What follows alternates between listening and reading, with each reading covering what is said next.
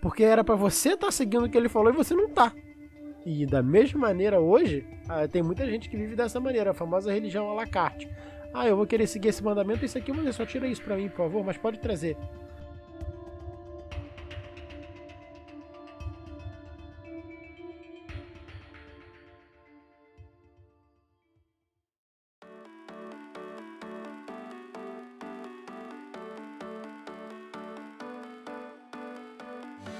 Olá, olá, aqui é o Alexandre Simões e você chegou a mais um Save Point. Seu progresso está salvo com a gente, fica tranquilo, hein?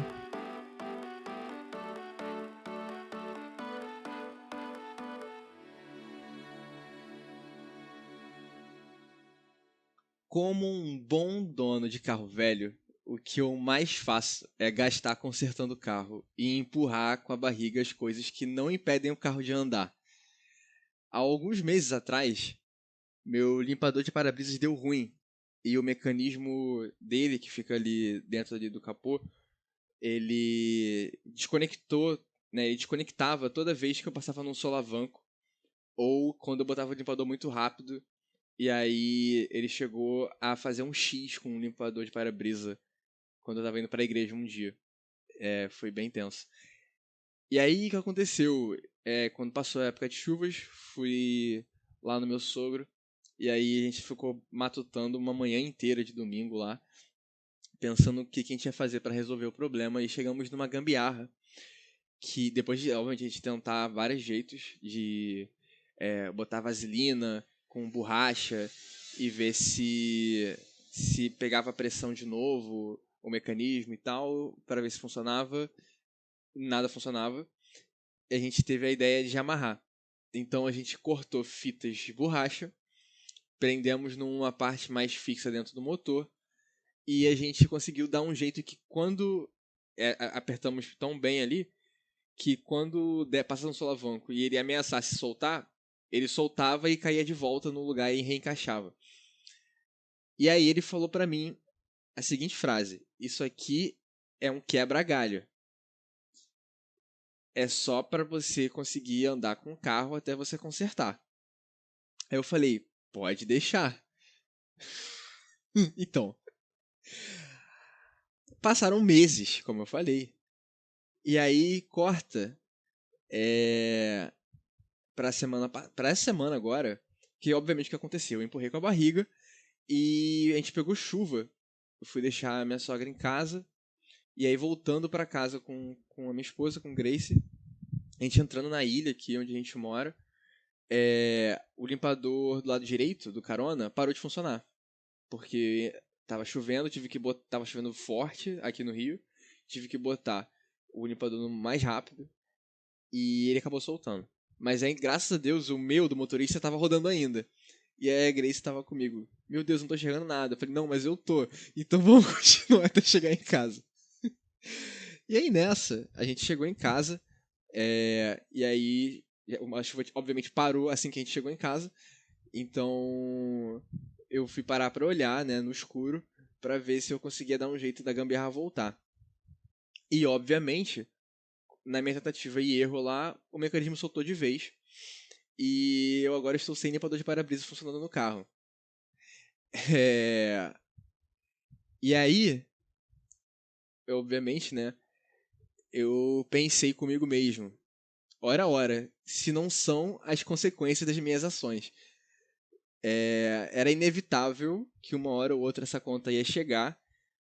Eu não precisei que a minha esposa falasse, eu não precisei que a minha terapeuta falasse, mas eu via no olhar delas conforme eu contava a história, ou a Grace presenciando a história e contando pra minha terapeuta depois, eu conseguia ver nelas um Amós, um profeta Amós dizendo: onde você achou que chegaria desse jeito?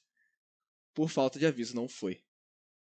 É nessa toada que eu peço para meus amigos se apresentarem aqui, para a gente conversar um pouquinho sobre avisos, falta de avisos, Amós e empurrando com a barriga também. Camila Pimenta. Fala, Servimores, como vocês estão? Prazer, como sempre, estar aqui. Eu sei que estou um tempo sumida. Tem tempo que eu não consigo gravar. Enfim, como vocês sabem, minha vida como diz o Thales, ela não é fácil. Como é que é, Thales? Não é fácil, mas é difícil. Além de não ser fácil, Além de não ser fácil, é bem difícil. é bem difícil. Até tem um spoiler de quem tá aqui comigo também. Mas, enfim, né, gente? Entre idas e vindas, graças a Deus, hoje a gente conseguiu acertar tudo direitinho e eu poder participar. Tô muito feliz de estar aqui. E olha, esse negócio de empurrar com a barriga, infelizmente, eu sou uma excelente procrastinadora. Não gostaria de ser assim, mas tô tentando mudar, é difícil. Mas vamos ver, vamos tentar ouvir a Mois mais um pouquinho. E Thales Jepes. Bom dia, boa tarde, boa noite, boa madrugada, brasileiro e brasileira. E você que é de outro lugar que tá ouvindo a gente, que incrivelmente fala português. Muito feliz de estar aqui. Também, incrivelmente, conseguimos juntar 3 excelentes procrastinadores aqui. Já tive também um carro antigo.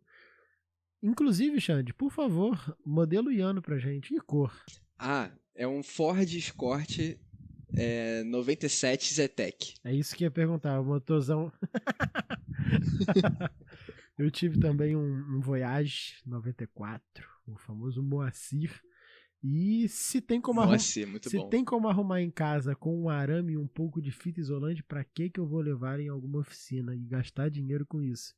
Então, atitude correta, Alexandre. Atitude correta. Não, e detalhe, né? Tipo, eu pesquisei esse mecanismo para poder comprar um novo e não existe, obviamente, um novo na internet. O mais barato que eu achei, ele parecia o meu, todo enferrujado. Então, tipo... É isso, vai ter que vender o carro, né? Aí eu tive conversando com meu padrasto, ele teve a ideia de a gente botar eu já comprei alguns parafusos, tenho que terminar de comprar as coisas, mas a gente vai fazer um Extreme Makeover ali no para-brisa pra dar certo. É isso, em orações pelo para-brisa do carro do Xande. Mas é isso. Muito feliz de estar aqui. Perfeito. Exatamente. Perfeito, é isso. Muito feliz de estar aqui gravando, Xande. Muito bom, sempre o assunto muito legal. A gente, quando fez a live, não lembro, ou em algum momento anterior, acho que foi conversando, na verdade, eu e você. A gente descobriu que eu e você, a gente tinha vontade de gravar sobre esses profetas, que a galera não costuma falar muito. E a gente hoje gravar sobre Amós vai ser bem legal. Não, vai ser top. Galera, a questão é o seguinte, a gente vai falar sobre o livro de Amós aqui como um todo, dar um panorama geral, mas a ideia é a gente focar em algumas partes aqui. Mas só para ter um contexto, Amós, ele profetizou enquanto Jeroboão II e Uzias eram reis de Israel e Judá, respectivamente, e simultaneamente. Então, eles justamente nesse período onde Uzias e Jeroboão reinavam ao mesmo tempo, cada um num seu reino. O único período de tempo que isso aconteceu foi ali, mais ou menos ali entre 767 a.C. e 753 a.C. Então, a gente está falando ali de mais ou menos 200 anos depois do reinado absurdo de Salomão, né, onde Israel chegou no seu ápice. Então, a gente está falando ali de uns 200 anos mais ou menos após Salomão. Na época de Amós, tanto Jeroboão II quanto Uzias, mesmo em reinos separados, eles conseguiram restaurar os domínios, basicamente, até alcançar quase que a extensão que o império teve na época de Davi e Salomão. Então, era uma época de prosperidade, ali tanto para Israel, o reino do norte, quanto para Judá, o reino do sul. Só que a questão é... Pode falar. A gente vê aqui um cenário não tão comum, Xande, nesse contexto, porque a gente vê um cenário onde Israel e Judá estão prosperando financeiramente e não há grandes ameaças. Os 3 maiores inimigos ali, que seria Egito, Babilônia e Assíria, eles não foram tão ostensivos em ataques nesse período, e a gente tinha a Síria também, só que a Síria tinha sido derrotada pela Assíria. Então foi um momento ali onde, além de não haver invasões, a as principais rotas comerciais internacionais daquele momento, Israel e Judá conseguiram controlar essas rotas. Então a gente tinha, de fato, um crescimento econômico muito forte desses dois reinos. Não, e aí o lance é que isso gerou uma ilusão de prosperidade, né? Uma ilusão de paz. Mas a verdade é que as duas nações, os reinos do norte e do sul, eles sofreram uma queda moral, espiritual e política nesse período. A gente está falando de ondas de idolatria, a gente está falando de rico oprimindo pobre, de liderança negociando justiça pela maior oferta, e isso encheu a terra dos dois reinos, mas principalmente ali Israel do norte. Ô Xande, é legal a gente ver aqui, né, como se fosse um gráfico para a galera das exatas aí, com duas linhas ali. A gente vê que o progresso econômico, sobretudo, então esse progresso econômico ele acabou gerando um declínio ético e religioso. Então a gente vê enquanto a economia está crescendo ali, a gente vê a religião e a ética do povo diminuindo. E obviamente essas coisas têm relação, como o Xande falou aqui, isso gerou uma falsa ideia ali de estabilidade e segurança e algumas outras coisas.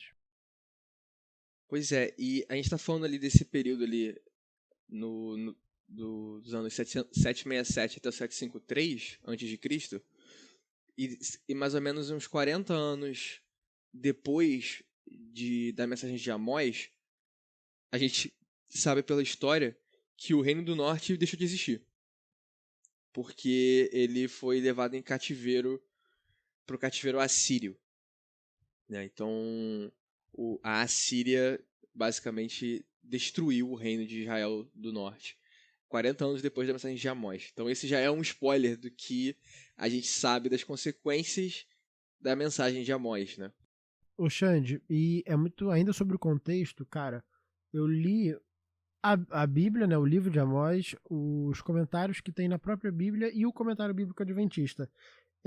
E todos os três são muito enfáticos ao dizer que a riqueza, busca pelo lucro, exploração dos pobres, sobretudo das camadas mais marginalizadas da sociedade, elas se tornaram algo muito comum ali para os israelitas. Então os ricos eram muito ricos e cada vez se tornavam mais ricos, os pobres viviam em condições de miséria, muito oprimidos pela sociedade, por um sistema legal corrupto e injusto. O Amós fala muito disso, da injustiça que existia ali. E é muito engraçado que os dois reinos estavam muito ricos, muito prósperos, estavam uma ruína religiosa, assim, claramente, sabe? Só que em Israel, a gente tem ali um contexto ainda mais específico. O rei Jeroboão I tinha instituído a adoração ao bezerro. E a gente percebe que em Israel isso era mais forte ainda devido a essa idolatria ao bezerro que o rei Jeroboão I tinha instituído, que era avô de Jeroboão II, se não me engano. Tanto que esse foi o motivo, o culto ao bezerro foi o motivo maior pelo qual Amós e Oséias foram carregados de dirigir as profecias, principalmente sobre o Reino do Norte. Xande, rapidinho, é interessante também a gente ver que essa situação do dinheiro, ela é muito bem pautada, né? Porque Deus fala, né, que é muito difícil um rico entrar no reino dos céus. Mas não é porque, Deus não quer gente rica. É porque muitas vezes a ganância do dinheiro, a ganância do poder, ela faz isso. O rico que não quer ir pro céu mesmo. Porque a pessoa fala, assim, pra quê? Né? E até tem uma parte muito boa em Amós, que eu li agora, eu não achei aqui pra puxar certinho, que ele fala assim, por que vocês chamam o Senhor? Por que vocês pedem a volta, né, de Cristo, só que vocês estão aí desse jeito? Vivendo como se ele não existisse, né? Não vai ser um dia de alegria, vai ser um dia de tristeza, sabe? É interessante olhar como o dinheiro... Esse texto é forte. Ela pode, tirar a gente muito facilmente do céu. Não, e o próprio Amós, ele era um pastor de ovelhas, de gado, de Tecoa, né? Que era uma pequena cidade ali à beira do deserto de Judá. E o próprio nome ali de Amós, né, significa fardo, ou aquele que carrega o fardo, né? Esse cara, um pastor simples de ovelhas, que morava na beira do deserto de Judá, Reino do Sul, é chamado por Deus para levar uma mensagem de juízo divino ao Reino do Norte, mesmo sem ter uma instrução formal na escola dos profetas. Lá no capítulo 7, verso 14, diz, Amós fala, né? Cara, eu não tive estudo formal, eu não fiz parte da escola de profetas, eu não tenho nenhum professor, nenhum Gamaliel da vida, né, pra poder ser o meu QI. Então, assim, eu não estudei nada disso. Eu tô aqui porque Deus mandou ouvir, né? A pergunta que eu faço pra vocês primeiro é, cara, como que vocês se sentiriam se fossem Amós? Tipo, por que Amós aceitaria, tipo, tentar salvar o povo do norte? O problema dele não era o povo de Judá, que era o povo dele?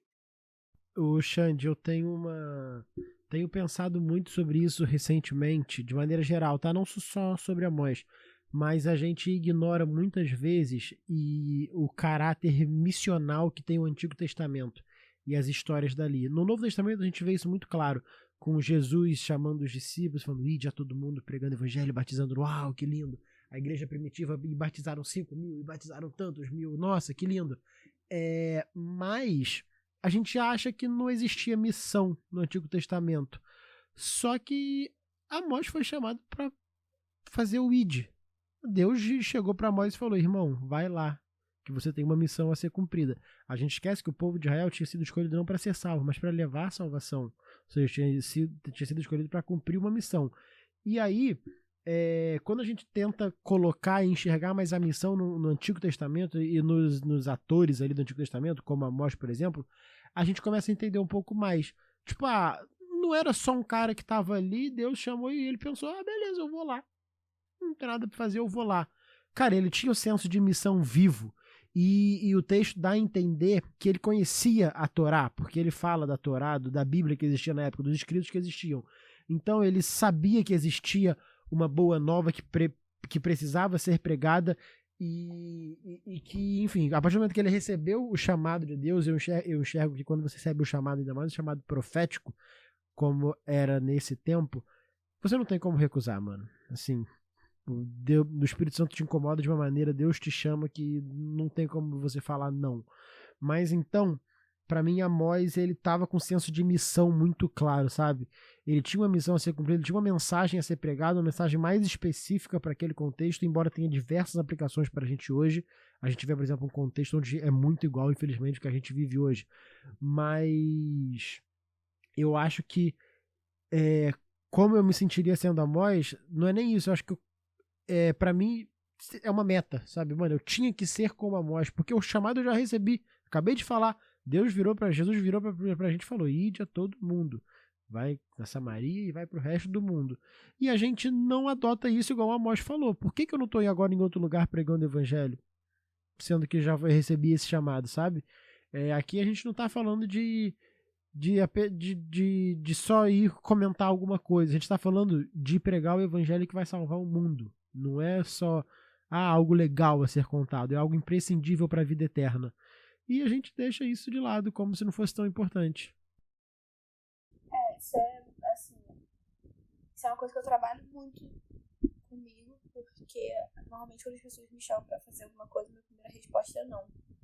E eu fico muito triste, porque eu sei que é Deus usando uma pessoa ali pra eu estar fazendo o que ele quer que eu faça. E a minha primeira resposta é não. Então, se eu fosse Amós, eu provavelmente ia falar assim, mas nem é meu problema. Ainda mais ele, né, que ele era de outro lugar. E eu ia falar, mas nem é minha cidade. É a minha que vai queimar, senhor? Não? Então, nem vou. Eu vou pra onde vai queimar. Voltar. Deixa aí, quando chegar aqui, a gente volta a conversar. Sabe? Porque ele poderia, né, assim, de certa forma, ficar relutante. Até porque Deus, ele quer te usar, mas se você se recusa também, ele vai usar outras formas. Ele vai fazer o trabalho dele. Ele vai concluir, independente de você ou não. Então, eu acho assim, que foi o que o Thales falou. Ele estava muito com um senso de missão. Porque ele foi, independente de ser a cidade dele ou não. E teve muita coragem também, porque Israel já estava sem profeta. Mas esse é o assunto que a gente vai conversar depois. Mas ele poderia muito bem, sei lá, ser morto. Tipo, alguém falar, meu filho, sai daqui, senão vou te matar. Né? Poderia, mas ele tava tão com esse senso de missão. E eu acho também, imagina o privilégio de você ver algo, tipo assim, sabe, Deus oferecer uma visão pra você, tipo, ter esse contato direto com Deus. Imagina Deus chegar e perguntar, mas o que você tá vendo aqui com esse cesto de fruta? O que você enxerga? Imagina, Xande, o que você entende com esse cesto? Pô, que privilégio. Se tu acredita realmente nesse Deus, se tu prega esse Deus que tu fala, se ele chegar pra você e falar, o que você entende, meu filho? Caraca. Querer trocar ideia contigo, né? Imagina, tipo assim, não, fala aí, o que você tá entendendo com isso aqui? Tipo, a simplicidade que torna tão grande, né? Mas enfim, E assim, cara, eu particularmente, eu me sinto muito Israel nesses momentos, como tu citou, Camila. Tipo, essa ilusão de paz e prosperidade, eu sinto muito isso na vida cotidiana. Porque, assim, obviamente, né, o mundo tá cheio de conflitos, eventualmente Tá o caos rico, Xande? acontece. Não, calma. Eventualmente, tipo, o caos afeta a gente, a morte chega próximo a gente. Mas na maior parte do tempo a minha vida é tranquila, cara. Tipo, eu não vivo, obviamente, uma vida de luxo, nem perto disso. Pago meu aluguel aqui todo mês. Mas, assim, tipo, é uma vida, entre aspas, sem sustos, sem muitos sustos. Tem sustos, mas não são muitos. A maior parte do tempo é tranquilo. E aí, tipo, nessa vida tranquila, cara, muitas vezes eu me sinto como a Camila falou, tipo, cara, se a minha vida é tranquila agora, por que eu vou ter pressa? Por que eu vou ter essa vontade de querer espalhar a mensagem pro mundo todo e tal? Porque, assim, o que acontece é que eu tô ali no banho-maria, né? Não sei se você tem assim também, como é que é pra vocês isso, mas eu sinto muito assim. O Xande, eu tava pensando aqui, exatamente, a gente que, assim, longe de ter uma vida luxuosa, mas tem conforto. Imagina tendo uma vida luxuosa, como é difícil se atentar pra essas coisas. Aí vai de encontro com o que a Camila falou, sabe? Tipo, cara, a questão da riqueza não é porque o rico não vai entrar no reino do céu porque ele é rico, mas pelo simples fato de que a riqueza faz com que você não queira entrar no reino dos céus. E não tenho vontade, porque eu tenho tudo aqui. Se a gente num cenário comum já é acomodante, né? Ele acomoda a gente, ou seja, é confortável. Imagina num cenário onde isso é exponencial, sabe? Muito mais confortável. Então, e aí você realmente não quer sair. Se hoje minha vida que não é ó, que maravilha, eu já muitas vezes não quero sair da minha zona de conforto, imagina em situações cada vez maiores, né? Não, e quando a gente tem sonhos, por exemplo, eu tinha um sonho de fazer medicina. Gente, assim, hoje eu não me orgulho de falar isso, mas teve época que eu orava pra Deus não voltar porque eu queria fazer medicina, olha isso. Tipo assim, não, calma aí, cara, espera só mais um pouquinho que eu quero realizar esse sonho. Tipo... É o famoso 2000 quando eu quiser, né? Exatamente. Que tem aquele um vídeo do bem Dramarte, famoso, né? Do Dramarte. Exatamente, eu ficava tipo assim, não, calma aí, Deus, só mais... Tipo, caraca, a minha oração tinha que ser exatamente o contrário. Venha para que eu não tenha que fazer medicina, para que eu não tenha que lidar com a vida, com a Aí tu vai ficar sem emprego lá no céu, né? Mas todo mundo. Não, por exemplo. Ah, não. É verdade. A gente vai virar lavrador, né, basicamente. Não, ué, quem disse? Engenheiro? Não sei. Então pronto. Construir. Exatamente. Tipo, ela com certeza não vai ter trabalho, que não vai ter doença mais. Não, ela pode de repente pegar umas frutas maneiras e fazer umas comidas maneiras lá, pô. Tá, mas ela vira cozinheira, não é médica. Mas vai que tem umas propriedades lá com a árvore da vida. Mas eu vou ficar super poderoso, porque a saúde já vai ser perfeita. Você vai ser eterno Tipo, mesmo. a minha única certeza Vou é que, por fazer exemplo, crescer asas em vocês. os advogados vão ter emprego por 1000 anos, depois vão ficar todos desempregados, a verdade é essa. E médico nunca vai ter emprego no céu. Já se prepara aí, Camila, pra A outra gente coisa. vai só coçar a barriga, tá? Pois é. Mas enfim, foca pro... Mas voltando. pro assunto, Voltando. A questão é, estando tranquilos, na zona de conforto, iludidos ou não, Amós diz que o juízo viria pro povo de Deus, como veio para as nações que oprimiram o povo de Deus. Pode falar. Xande, porque eu acho que a gente ia passar rápido sobre essa parte das outras nações. Só uma coisa muito interessante, ele começa profetizando logo ali no capítulo 1 já das nações vizinhas, ou seja, as nações que de fato exploraram e se aproveitaram do povo de Deus. Mas é muito interessante que a gente olha isso, nossa, que injustiça e tal, as nações, as outras nações, elas também elas sofreram, né, sendo que elas só são as outras nações e tal, e a gente esquece de uma coisa, no sentido de que, cara, se as nações vizinhas sofreram, que não tinham a luz, imagina o povo de Israel que sabia de tudo. O castigo deles era infinitamente maior do que as nações vizinhas. Então a ideia é que se alguém que sabe pouco, o castigo dele vai ser pouco. Agora imagina quem sabe de tudo, quem sabe da verdade. E aí é legal que, por exemplo, as nações vizinhas, Amós, né, Deus, enfim, profetiza pela questão das leis morais, no sentido de que leis de consciência, tipo, vocês fizeram isso porque isso é errado mesmo, tipo, matar não é errado porque Deus falou que é errado, matar é errado porque é errado, ponto. Só que aí quando a gente vai pro povo de Israel, já muda. Amós já fala, olha, vocês descumpriram a lei de Deus.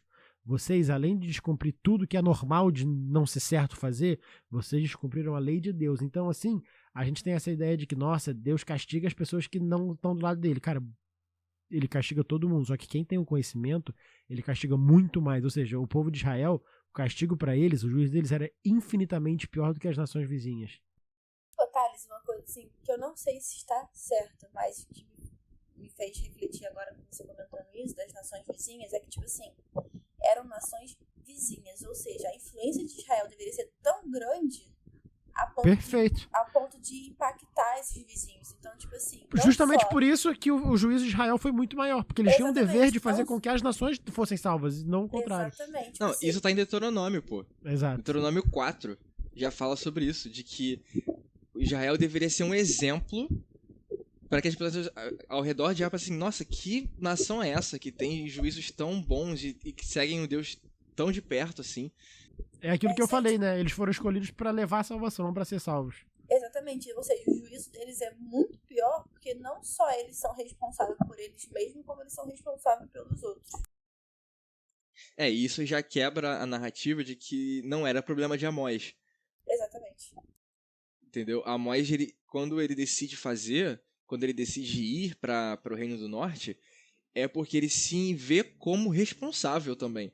Ele se vê como, tipo, não, essa missão é minha também. Eu acho que uma vez, a partir do momento que você aceita Cristo e fala assim, não, eu quero ser seguidor de Cristo, eu não diria que tudo, mas boa parte das coisas passam a ser a sua responsabilidade também. Então, tipo assim, é o pacote, né? Eu quero ser cristão, eu quero. Então, qual é a responsabilidade que um cristão deve ter? Já posso fazer uma aplicação? A gente tá ali pelo contexto dos capítulos 2 a 5, mais ou menos, não é, Xande? A gente tá aqui no 1 e no 2 ali, né? Não, então agora eu vou esperar um pouquinho quando chega no 3. Vambora. Tá. A questão aqui também é que ali no final do capítulo 2, a gente vê o Deus falando aqui sobre as transgressões, né? Até a repetição, né, por 3 transgressões da nação e por 4 não retiraria o castigo. E ele vai colocando... Ele fala sobre que as não nações é literal, que... né, Xande? Deixar claro aqui que o número não é literal, é só um recurso poético usado. As repetições numéricas essa repetição é um recurso poético. Pra mostrar que é muita transgressão. E pra mostrar também como a repetição, ela obviamente se repete, mas ela se repete não só para as nações vizinhas, como também para ajudar. Então é tipo, primeiro, Amós, ele traz o juízo sobre as nações vizinhas que oprimiam Israel e Judá. Aí, antes de falar sobre Israel do Norte, ele fala sobre Judá, que é a própria nação. Então, né, ele fala sobre, a galera que oprimiu a gente vai receber o juízo de Deus porque eles transgrediram a lei. Mas o meu povo também transgrediu e também vai sofrer juízo. E assim como as nações que oprimiram a gente, assim como o meu povo, o povo de vocês, o Reino do Norte, também vai sofrer o mesmo juízo, porque estamos todos no mesmo saco. Somos todos farinha do mesmo saco. E aqui no final do capítulo 2, a gente vê que aqueles que ignoram os avisos eles não vão ser salvos pela sua agilidade, nem pela sua força, nem pela sua valentia ou por qualquer outra habilidade. Porque diante do juízo do Senhor, é como se todos esses guerreiros estivessem nus, totalmente vulneráveis. Isso a gente lê ali do verso 14 até o 16 do capítulo 2.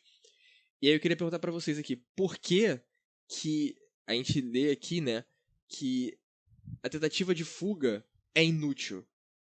Por que assim que Amós termina a denunciar os pecados de Israel, a primeira coisa que o profeta fala é: ó, não adianta fugir. Então a primeira pergunta é: por que tentar fugir é inútil? E por que Amós ele reforça isso depois de apontar os pecados de Israel? Eu acho que é primeiro porque, caso respondendo a segunda pergunta primeiro, acho que a gente esquece da grandeza de Deus. E segundo, que meio que contrapondo um pouco, da mesma forma que Deus fala quando ele esquece o teu pecado, não adianta você querer pescar, porque ele vai estar no mais profundo dos mares, ou seja, ele realmente perdoou, esqueceu, a justiça dele vai na mesma proporção. Então não adianta você querer subir os altos céus ou descer os profundos mares, porque a justiça dele, assim como o perdão e a misericórdia, vão até você, né? Vão te achar em qualquer lugar. Então, eu acho que é por isso. Por favor, repete a pergunta. Por que tentar fugir do juízo é inútil? Essa é a primeira pergunta. E a segunda é: por que Amós reforça isso, de que a fuga é inútil? A tentativa da fuga é inútil? Tá legal. Logo depois que ele denuncia os pecados, Legal. né? Eu acho que é porque é inútil fugir. Desculpa, a primeira pergunta de novo. É isso, né? Por que tentar fugir é inútil? Ah, perfeito, porque o juízo vai acontecer. Pra mim é isso. Tipo, não tem. Não, o juízo vai acontecer. Então não adianta você fugir de algo que é certo que vai acontecer. Sabe, assim, brincando muito nas últimas semanas, era tipo eu torcer pro Vasco ganhar.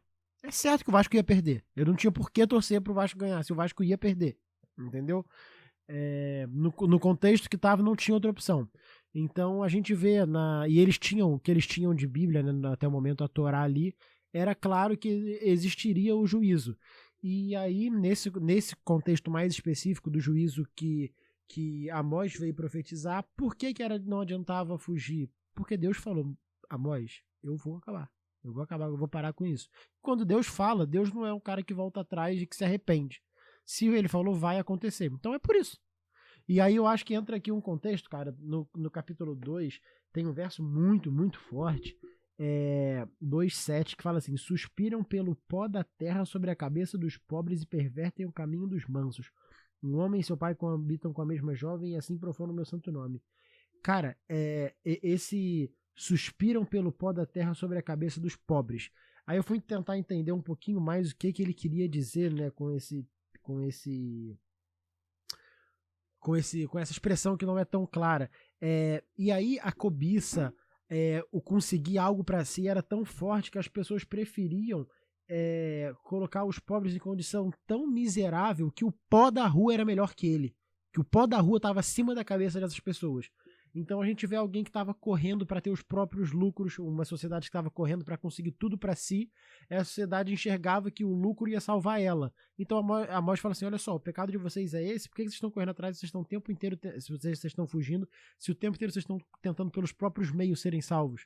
Agora Deus falou, irmão, que vai acabar, a farra vai acabar. Então eu falei o seu pecado, apontei o seu pecado e não vai adiantar, porque vocês estão em pecado e vocês não querem mudar. E se vocês quiserem mudar, é porque vocês estão com medo, não porque vocês se arrependeram. No capítulo 3, ali no verso 7, tem um verso que é famoso até, mas ele parece muito ali, acho que é no segunda Crônicas 20:20, né, que é o do revivados por sua palavra, né? Mas é onde a gente lê: certamente o Senhor Deus não fará coisa alguma sem ter revelado o seu segredo aos seus servos, os profetas.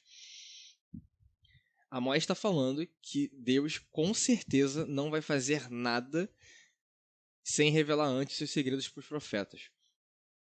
Ou seja, quando Israel chega nesse cenário que o Tari está falando de as pessoas que pisam na cabeça das pessoas, dos pobres no pó da terra e fazem com que o pó seja mais valioso que as pessoas, Eles não chegaram lá por falta de aviso. A questão é, o que aconteceu então com os profetas que vieram antes de Amós? Eles não cumpriram o papel deles, porque se Deus não faz nada sem revelar os profetas antes, né? Então, assim, era para ter tido profeta antes de Amós. Esses caras simplesmente não cumpriram o papel deles. O que aconteceu com esses caras? O Xande, eu acho que tem um verso muito legal antes, que ainda no capítulo 3, só que ali no início, no 3, verso 2, que fala assim: de todas as famílias da terra, somente a vós outros vos escolhi, portanto eu vos punirei por todas as vossas iniquidades. Muito forte. A gente vê ali dessa exclusividade do povo de Israel que enfim, é citada diversas vezes na Bíblia. Então ele comenta disso aqui, ó, vocês são exclusivos, eu escolhi vocês e por isso eu vou punir vocês. Porque é o que a gente falou, eu escolhi vocês, porque vocês têm um acordo comigo e vocês não cumpriram. Então, quando Israel passou a se recusar a viver de acordo com o privilégio que ele tinha, e ele passou, enfim, tinha deveres, tinha privilégio de ser essa posição de povo exclusivo de Deus, né? Eles decidiram não seguir. E Deus mandou avisos, mandou os profetas para avisar. Só que a gente percebe que não adiantou. Não é que o profeta era fraco, o profeta não era tão próximo de Deus. Simplesmente o povo de Israel decidiu ignorar e muitas vezes matar os profetas, excluir os profetas. Então a gente percebe que Deus manda profeta, Deus avisa, e Deus é misericordioso, porque ele avisa muito, sabe? Que se fosse eu não ia esperar tanto tempo. E que bom que era Deus nessa situação, porque Deus toda hora vai, vem meus filhos, vou tentar mais uma vez, olha aqui, estou enviando o profeta e tal. E chegou num momento onde que não adiantava mais mesmo, que essa posição de privilégio foi tirada de Israel, nação, e foi transferida para Israel espiritual, ou seja, a gente ali no início da igreja cristã, até nós hoje. Então, da mesma ideia, a gente tem essa posição privilegiada que Israel tinha, só que a gente muitas vezes atua igual Israel antigamente. A gente enxerga que eu sou exclusivo, que eu não preciso fazer nada, ou que eu estou confortável aqui, os outros que se virem, que é resumidamente como Israel via ali muitos dos povos em volta deles. Mas para mim, não é que os outros profetas não adiantaram, eles simplesmente não foram ouvidos. É interessante, né, que eles não só foram ignorados, como eles foram mandados a não profetizar. Tá em Amós 2:12. Aí no finalzinho tá assim: e aos profetas ordenaste. Ou seja, ordenou, foi uma ordem. Tipo assim, cara, não quero. Não é só, tipo assim, a pessoa. Foi uma ordem, provavelmente, do rei. Falou assim, ó, não é mais pra você profetizar nada. Acabou, não quero saber. Parece aquele amigo que você pergunta alguma coisa e ele fala que você tá errado e você fala, irmão, vamos mudar de assunto. Exatamente. Tipo, ó, não quero saber, entendeu? Pode falar? Não pode. Fica quieto. Não quero saber. Eu te ordeno a ficar quieto. Então, eu não acredito que tenha sido culpa dos profetas. Foi apenas realmente Israel sendo totalmente desobediente e escolhendo o que eles queriam. Tipo assim, eu quero ser desobediente. Eu não quero ouvir o que Deus está me profetizando. Acabou. Foi meramente a escolha deles. Mas que eles achavam que não ia dar em nada, né? Mas deu. A gente sabe que deu, porque 40 anos depois o reino acabou. Exatamente. No capítulo 4, cara, ali nos versos 4 e 5, eu vou até ler esses versículos aqui porque eu acho que são bem fortes. Ele está falando aqui: ide a Betel e transgredi, ide a Gilgal e multiplicai as transgressões. Cada manhã trazei os vossos sacrifícios, e de 3 em 3 dias os vossos dízimos. Oferecei sacrifício de louvores do que é levedado, e apregoai ofertas voluntárias, publicai-as, porque disso gostais, ó filhos de Israel, diz o Senhor Deus. Tipo, é disso que vocês gostam. Vocês gostam de ir nos lugares santos, que já foram lugares de adoração, e transformar em lugares de transgressão. Vocês gostam de oferecer sacrifícios de louvor que são fermentados, que são contaminados. De oferecer ofertas públicas para chamar atenção para si mesmos. É disso que vocês gostam. E é muito curioso quando ele fala dessa questão do fermento e tal, que eles fazem. Qual é a expressão? Culto fermento. Levedar, né? Isso, exatamente. A gente vê ali algumas características ainda do culto levítico. E aí o povo vai deturpando, então por isso que o fermento, né, que muitas vezes é relacionado ao pecado na Bíblia, a gente percebe que, cara, aquilo ali foi aumentando como o fermento faz a massa crescer e o pecado ficou gigantesco, porque se a gente lê, por exemplo, Números 28, a gente vê muito das ofertas do indivíduo que os israelitas tinham que fazer e tal, e é mais ou menos o contexto que Amós fala aqui, então a gente percebe esse culto deturpado.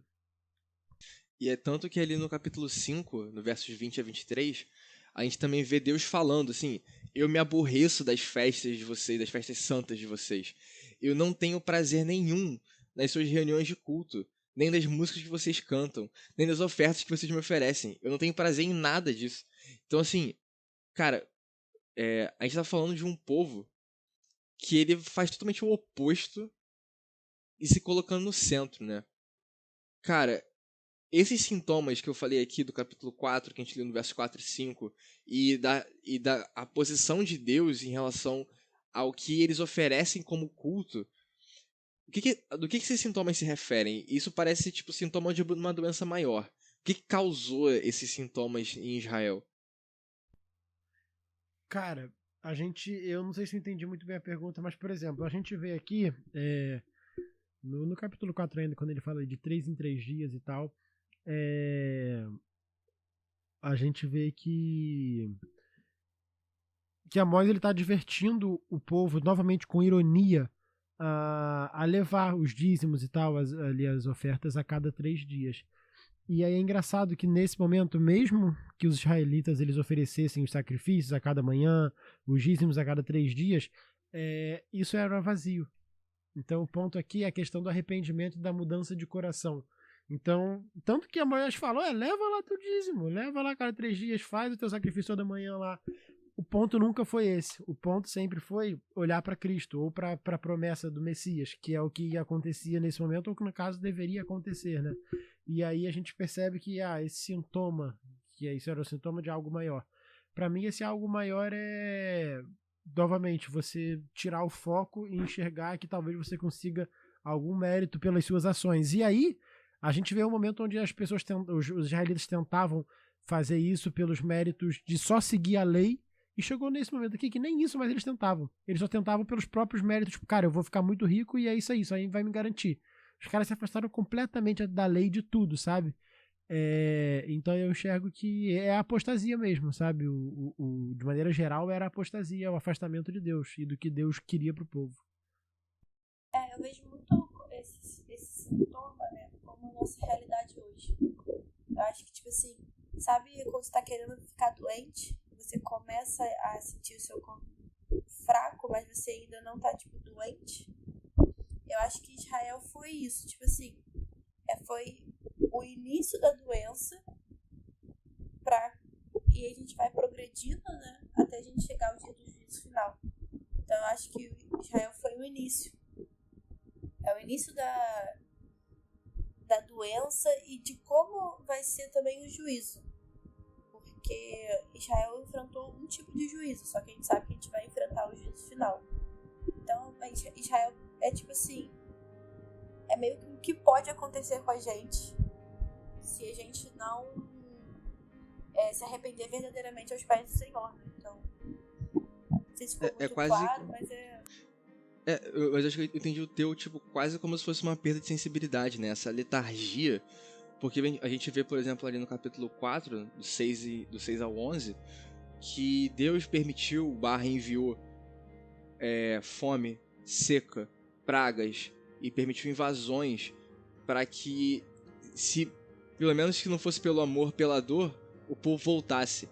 E mesmo assim ele não se lembrou Israel não se lembrou do Senhor, não se voltou para ele, nem lembrou de pedir ajuda para ele. Oxente, quando eu tava lendo isso, eu fiquei pensando muito, né, da relação que isso tem com a nossa vida. Quantas vezes a gente passou por coisas que a gente não queria passar e mesmo assim a gente não se voltou pra Deus.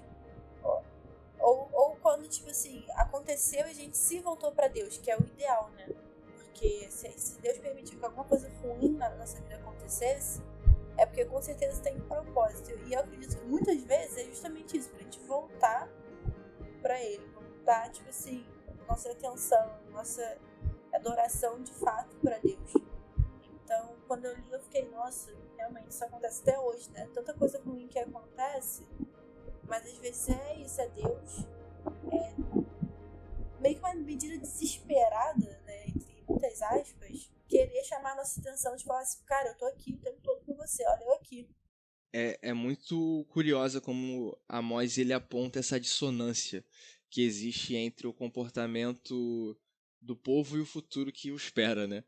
A gente vê, por exemplo, ali no capítulo 5, verso 19,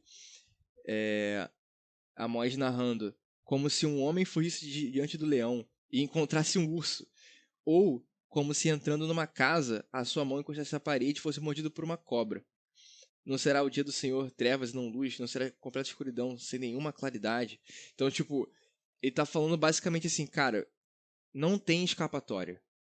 Não tem como fugir. Você vai tentar fugir de um leão e vai encontrar um urso. Você vai se esconder numa casa e vai ter uma cobra te esperando na parede. Sendo que quando a gente vai pro capítulo seguinte, no capítulo 6, ali no versos 3 ao 7, a gente vê Deus falando, Deus abrindo o que se passa na mente do povo. Israel não tá nem aí para a mensagem de juízo. Nem aí. Israel vive um dia após o outro, deixa o juízo para o futuro que ainda não chegou, para o 2000 quando eu quiser.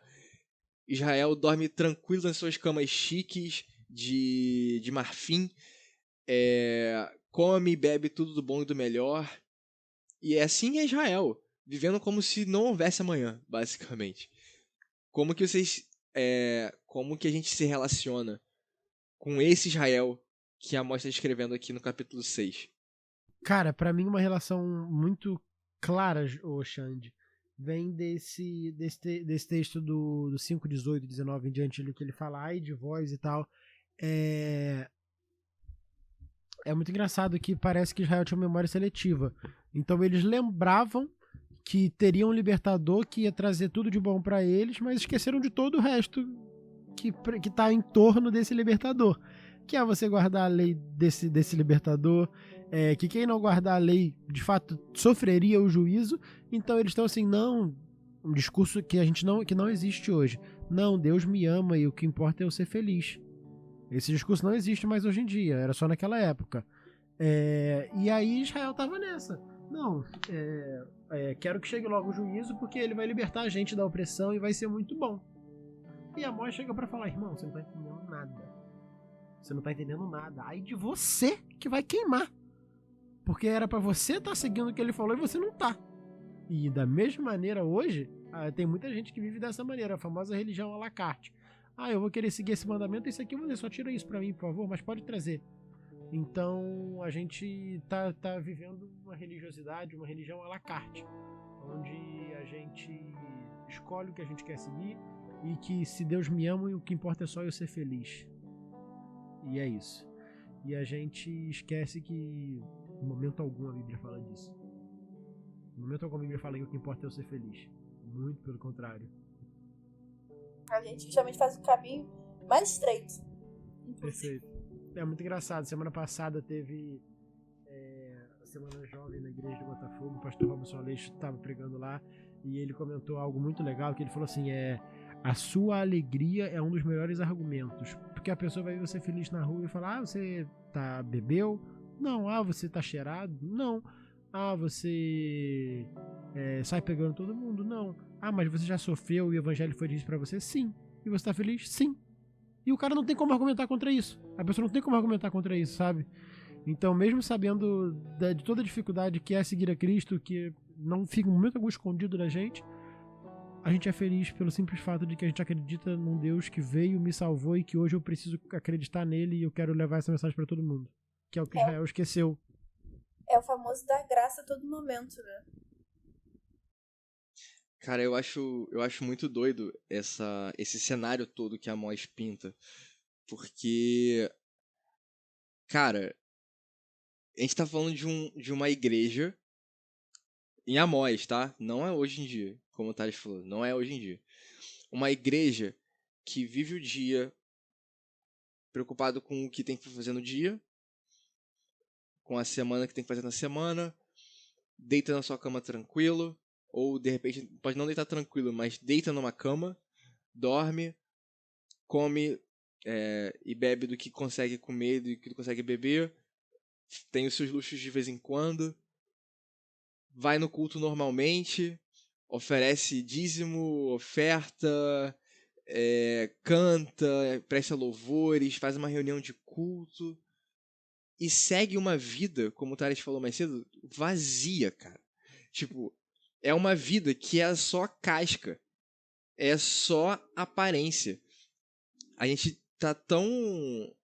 A gente não, né? O Israel na época de Amós. Hoje não tem nada a ver com isso. Não, perfeito, nada a ver.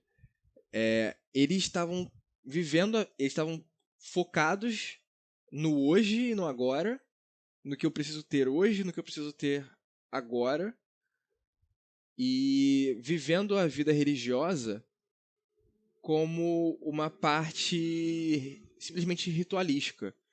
Eu vou aos sábados, no local de culto, vou entregar minha oferta quando ter que entregar, vou entregar a minha oferta de forma pública para mostrar o quanto eu estou fazendo, vou cantar para mostrar como eu sou alguém que está conectado com Deus, mesmo sendo essa música completamente aborrecimento para Deus, como ele mesmo fala.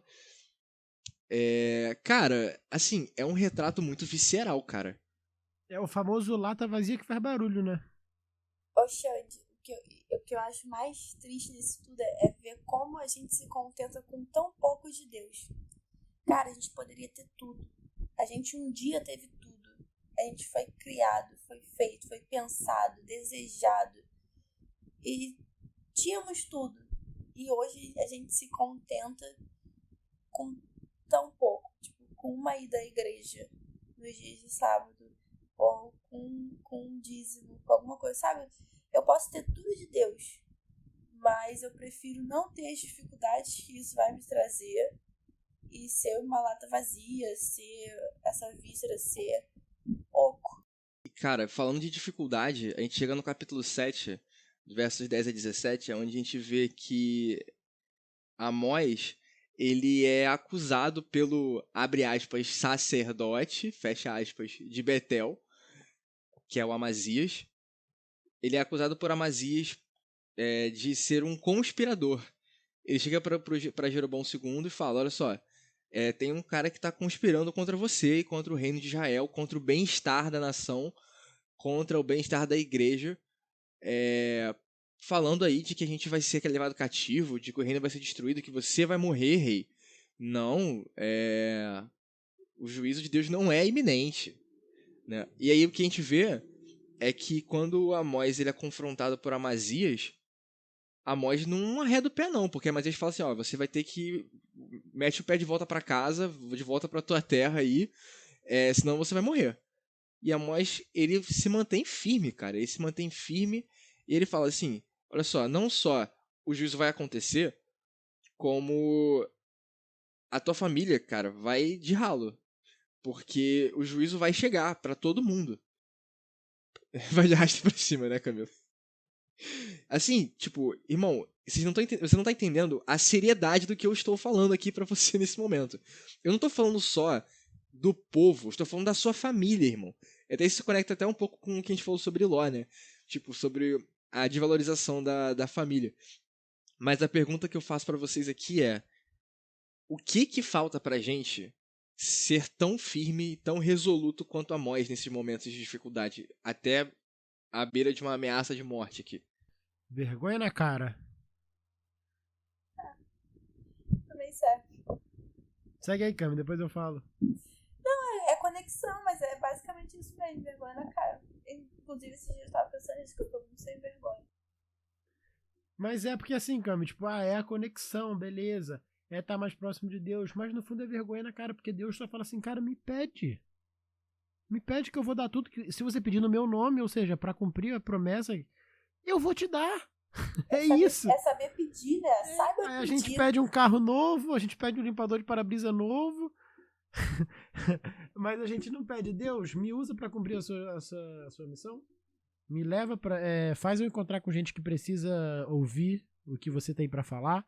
Isso a gente não pede. Então, porque assim, não é muito esforço nosso. A partir do momento que a gente se coloca, é desafiador. Porque assim, um tempo atrás eu estava comentando com o Cris. Eu passei a orar todo dia assim, Deus, cruza meu caminho com pessoas que precisam. E é bizarro as coisas que acontecem. E é desafiador pra caramba. E você sente medo, assim, e você para, porque eu parei. Eu não é sempre que eu faço esse tipo de oração. Mas assim, é só pedir, não é um esforço. Porque ele responde, né? Porque ele responde, exato, perfeito. Exatamente. Então, e é só... Esses dias eu me peguei com medo, que eu tava assim, cara, eu preciso ser mais ativa, ler mais a Bíblia, não sei o que. Eu falei, nossa, mas tenho certeza que Satanás vai começar a tanto atacar a minha vida. Olha isso, eu fiquei com medo de criar conexão com Deus. Tipo assim, por medo de ser atacada, sendo que, tipo assim, meu Deus é muito maior do que isso. E é aquilo, cara, como eu falei, Deus é tão bom que a gente pode pedir pra ele dar vontade pra gente ler a Bíblia. Sabe? E a gente não tem que fazer nada. A gente só tem que estar aqui. Me usa. E pronto, acabou. E ele vai usar. A partir do momento que ele usa, a gente é desafiador pra caramba. Só que assim, a partir do momento que a gente tá sendo usado, a gente já tá no game, sabe? Então, o que falta pra ser Amós? É falar, tô aqui. Deus, me usa porque hoje eu preciso cruzar o meu caminho com alguém que precisa. E, irmão, a partir disso aí, deixa com Deus, sabe? Tem o pastor Josana Alves, ele fez os 10 dias de oração e teve algo que ele fala assim, todo dia de manhã, que ele fala assim, Deus, eu te dou esse dia, me ajude a viver de tal forma que eu glorifique. Irmão, isso pode parecer raso, mas quando você para pra pensar, tipo, eu te dou o meu dia pra te glorificar. E aí você começa a ver tudo que você vive no seu dia a dia, você fala, eu não glorifiquei, eu não glorifiquei, eu não glorifiquei, eu não glorifiquei. E quando você passa, eu vou glorificar, cara, são desafios muito fortes. Só que você já está sendo usado. O ponto ali não é que você precisa ser perfeito, mas que você está disposto a ser usado por Cristo, sabe? E aí, a partir disso, você vai glorificá-lo não porque você é perfeito, mas porque você está sendo usado por ele. E a partir disso você vai ver e ser Cristo pro seu próximo. Acho que esse é o ponto. É por isso, no fundo, é vergonha na cara. No capítulo 8, no verso 11, é curioso porque Amós usa uma expressão que eu já vi em Isaías, eu acho que principalmente em Jeremias, que é o vem dias. E geralmente essa expressão está muito associada a não só o contexto da profecia para aquele momento, mas para algo também escatológico, assim, a gente falando de futuro, muito futuro lá mais para frente. E no capítulo 11, leia aqui, né? Vem dias, diz o Senhor Deus, em que enviarei fome sobre a terra, não fome de pão, nem sede de água, mas de ouvir as palavras do Senhor. Se as pessoas sentirão fome das palavras do Senhor, a pergunta é, como elas vão ser saciadas? Teoricamente deveria ser a gente, né? A vergonha na cara. Eu acho que é isso, cara. Como elas vão ser... Tipo assim, a gente deveria ser Israel e as nações próximas a gente. É isso, a gente deveria ser tão seguidor de Cristo a ponto de influenciar. Não precisar necessariamente de uma Bíblia na mão, um estudo bíblico, mas só de ser, de fato, seguidor de Cristo, ser Israel de fato, a gente já estaria evangelizando. Só que foi o que o Thales falou, é vergonha na cara, a gente não tem. É o que eu comentei aqui antes. Israel, nação, tinha um papel muito exclusivo e uma exclusividade, um privilégio muito grande de ser o povo que levaria e o povo pelo meio do qual viria o Salvador, ou seja, o povo que levaria a salvação e traria a salvação ao mundo. E quando Israel deixou de querer fazer esse papel foi transferido, como eu falei, para Israel espiritual, que somos nós até hoje. E a gente, nossa, que bonito esse privilégio que eu tenho. Só que a gente faz a mesma coisa que Israel fez. E a Bíblia fala, cara, se preciso a pedra vai falar. Isso é o quê? Quer dizer o quê? Que eu não sou nada no processo, que eu só tô aqui para ser usado, porque uma pedra pode ser usada, ou seja, uma pedra pode fazer o meu papel. Isso é muito forte. Então, dá o sentimento de ferramenta, que eu sou uma ferramenta para ser usada por Deus. O lance, cara, é que todo privilégio que não vem junto com uma responsabilidade se torna uma maldição. Perfeito. E é o que aconteceu em Israel e que a gente critica pra caramba. Eu tô aqui há 1 hora criticando junto com vocês e faço a mesma coisa. Bom. Exatamente. Mas quem sou eu pra julgar? 1 hora fofocando. Mas quem sou eu pra É tipo julgar, isso, mas é tipo isso mesmo. Mas, nossa, o que Israel fazia era um absurdo. E eu passo na rua, vejo a pessoa com fome e tenho medo de falar com ela. e vejo meu amigo do trabalho Desvio. claramente. Vejo meu amigo do trabalho claramente sofrendo com alguma coisa e finge que não é comigo. Cara, o que é isso se não eu ignorar, como eu falei, o privilégio, as responsabilidades que vem com o privilégio de levar a mensagem de Cristo, sabe? É isso, mano. Então, acho que ficou claro, né? O livro de Amós, ele termina ali no capítulo 9, apontando que Deus, através do juízo dele, separará aqueles que são fiéis, os poucos de Israel que são fiéis dos outros, para que esses poucos fiéis, esse remanescente, cumpra o propósito do Israel original desde a antiguidade, que começa lá com Abraão, lá em Gênesis 12, Gênesis 15, que era de ser bênção para todas as famílias da terra. E a última pergunta aqui, antes da gente partir para nossas conclusões, é como aceitar que o juízo vem. O juízo vem. Como aceitar que o juízo vem e que ele é inevitável ajuda a gente a ser bênção. Cara, eu acho que isso passa primeiro pela mudança de entendimento, de medo para esperança em relação ao juízo. Porque quando eu olho para o juízo e entendo, meu Deus, eu preciso fazer alguma coisa para me salvar.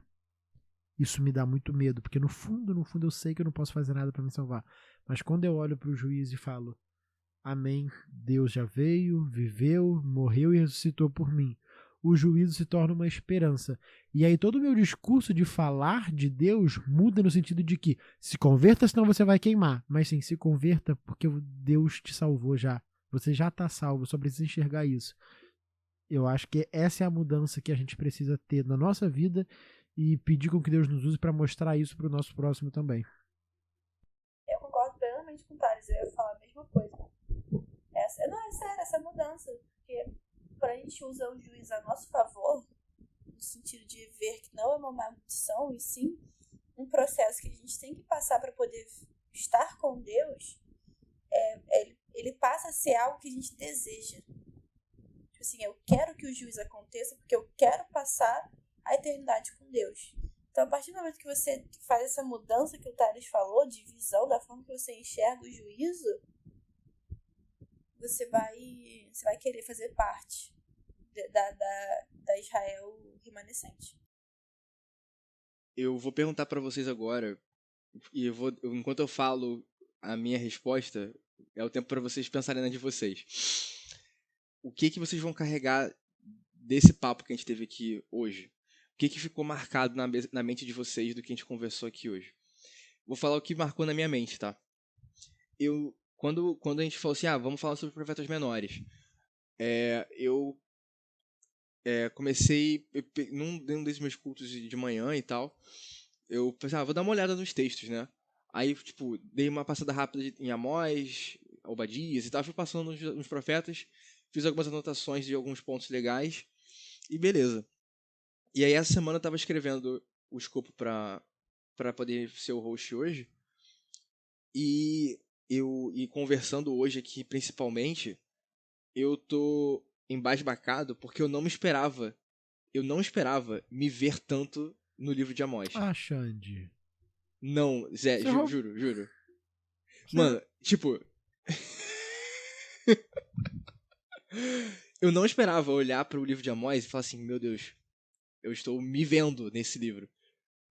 E cara, foi basicamente de falando assim, cara, não era só Israel lá no ano 700 a.C. Eu tô falando de hoje. Eu tô falando da sua igreja.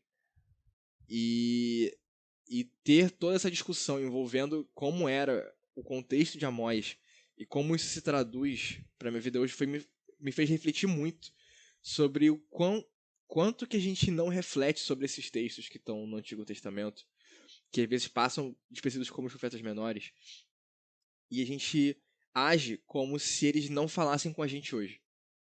Como se Deus não tivesse uma mensagem para nós, mesmo nesses textos pequenos, nesses textos que passam despercebidos. E que como um livro como Amós pode ser a chave para uma mudança de vida, como eu espero que seja na minha. Mas Enfim, eu só queria falar como isso me deixou marcado hoje. É a mesma coisa, né, que o Xande comentou, enfim. Mas eu vou tentar dar uma visão um pouquinho diferente. A atualidade, desde o contexto histórico até as aplicações na nossa vida espiritual, me assustaram, justamente por isso, porque é o livro, tipo, Amós é algo super específico daquele contexto, só tá na Bíblia porque nada, sabe? Tipo, a gente não percebe que porque tá na Bíblia é importante pra gente hoje. Então, e assim, como eu falei, desde o contexto sociocultural, a busca pelo lucro, a opressão do pobre, até as aplicações do juízo na minha vida hoje. E a gente ignora. E o que fica é, cara, por que a gente ignora isso, sendo que já tá claro? Era pra gente tá tão tranquilo, porque já a gente tem o script todo. A gente tem tudo que aconteceu pra olhar e falar, pô, não posso deixar isso acontecer comigo. E acontece. Então, como eu falei, como o Xande falou, espero que seja uma mudança principalmente pra mim e que pra todo mundo que esteja ouvindo a gente também, a partir da leitura e do entendimento um pouco mais desse contexto. Vai, Cami, fala a mesma coisa. Na verdade, o meu foi, preciso tomar vergonha na cara. É isso, e fazer diferente e querer ser Amós. Acho que o que mais fica é isso. Quem eu quero ser nessa história? A pessoa que é escolhida por Deus ou a pessoa que vai queimar? Quem que você quer ser? A gente sempre brinca, né, que o nosso podcast tem essa pegada de jogo. Qual vai ser seu personagem? Qual vai ser seu player? Eu quero ser Amós. Então, pra eu querer, tipo assim, querer ser Amós, eu tenho que trabalhar como e agir como. Então, que eu tome vergonha na cara. E pra quem tá ouvindo também, que a gente tome vergonha na cara.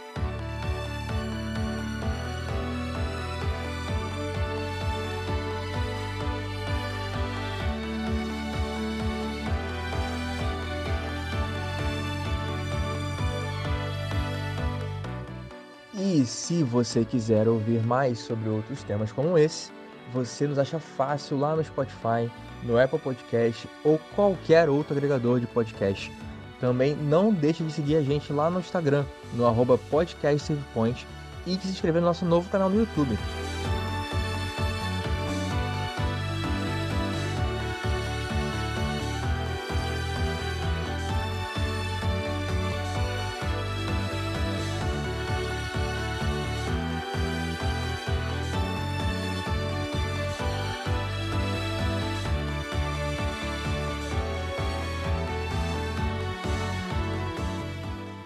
Aqui foi o Alexandre Simões e você passou por mais um Save Point. Nos vemos na próxima fase.